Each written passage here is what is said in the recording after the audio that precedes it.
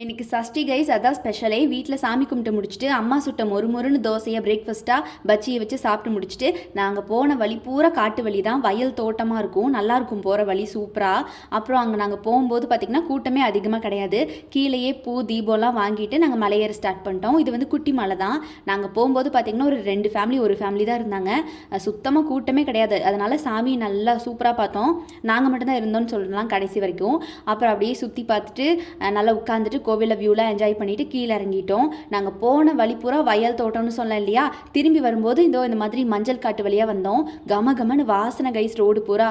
ஒரு நல்ல பேக்கரியில் இந்த மாதிரி நான் காளான் பப்ஸ் வாங்கிக்கிட்டேன். அப்பாவும் அம்மாவும் வெங்காய பக்கோடா வாங்கிக்கிட்டாங்க.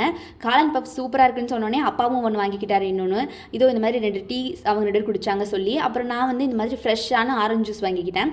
எல்லாம் சாப்பிட்டு முடிச்சுட்டு கிளம்பியாச்சு. வீட்டுக்கு போய் சேரும்போதே மதியத்துக்கு மேலே ஆயிடுச்சு.